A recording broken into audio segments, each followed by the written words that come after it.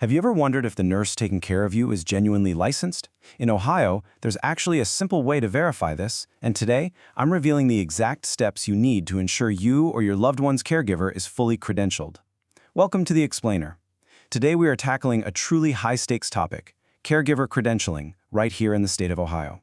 Whether you're a healthcare employer, a recruiter, or just a patient advocating for your own family, you absolutely need to know exactly who is providing that care. And the really great news here is that there's a simple, exact blueprint provided by the state to ensure a caregiver is fully credentialed. Having this knowledge, it isn't just about ticking a bureaucratic box. It's about total peace of mind and absolute patient safety. Okay, let's dive into this. Here is our roadmap for today. First, understanding nursing credentials. Second, step-by-step verification. Third, interpreting the results. Fourth, troubleshooting common mistakes. And finally, additional support and resources. Let's kick things off with Section 1, Understanding Nursing Credentials. Before we can even begin to search a database, we kind of need to know what we're actually looking for, right? The Ohio Board of Nursing regulates a massive workforce. We're talking more than 300,000 active licenses across the state. Deciphering these can feel a bit like reading a medical alphabet soup. Primarily, you're going to see RN, which stands for Registered Nurse, and LPN for Licensed Practical Nurse. Then we have APRNs, or Advanced Practice Registered Nurses.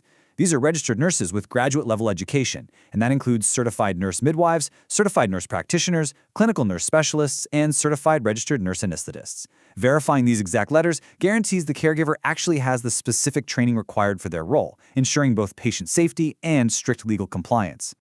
Moving right along to Section 2, Step-by-Step Verification.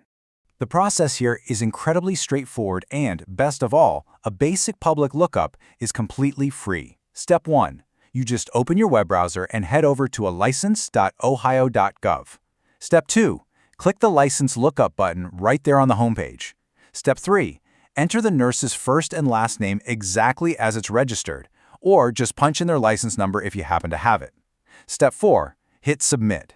Now, what's amazing about this system is that it serves as a primary source equivalent.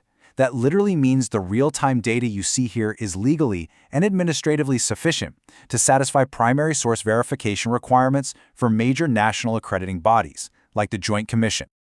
Now, a public search is great for a quick check.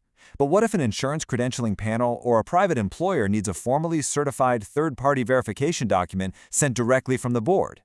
Well, in that case, the nurse must log into their personal e-license account.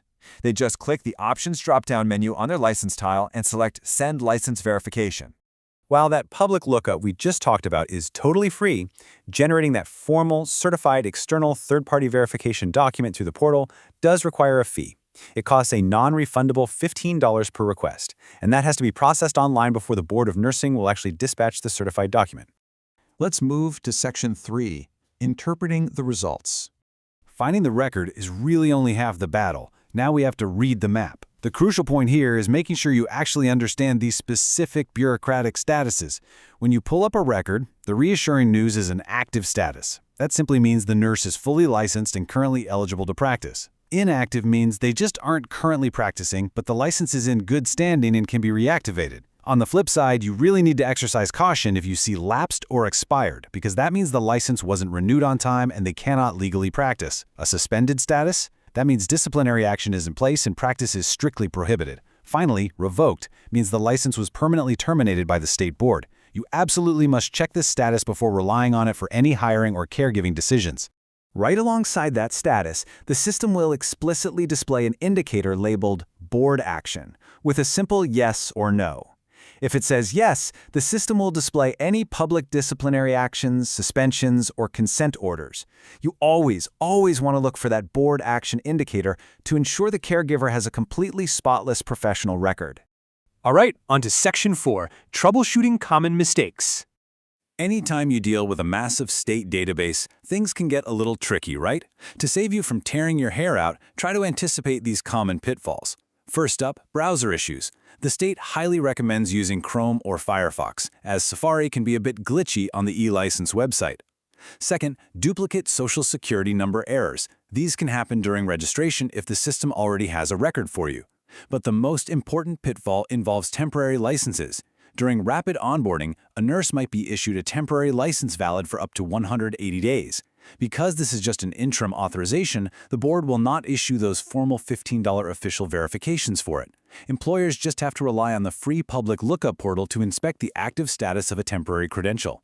It's also vital to know exactly which system to use. Ohio e-license is your go-to for standard in-state primary source checks. But Ohio is a nurse licensure compact or NLC state. If a nurse holds a multi-state compact license, or if they're endorsing their license into Ohio from another state, you'll need to use Nurses. Nurses is the national database for multi-state licenses. If a nurse needs to verify their license for endorsement to another board through the Nurses platform, the fee there is $30 per license type. So just remember, e-license for standard Ohio checks and Nurses for national multi-state compact tracking.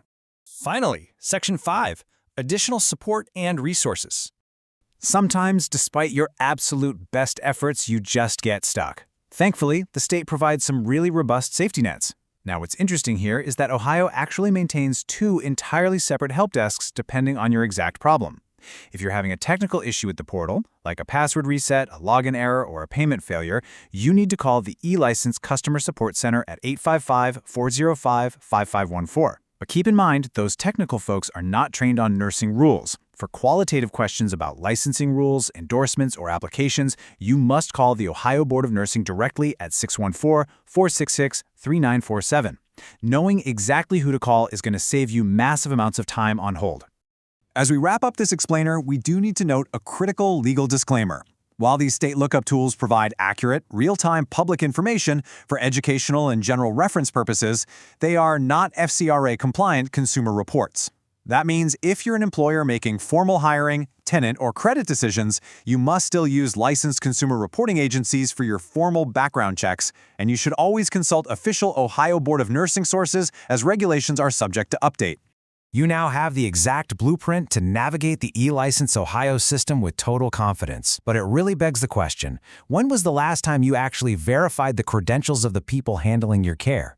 Don't leave patient safety to chance. Thank you so much for joining me for this explainer, and stay curious.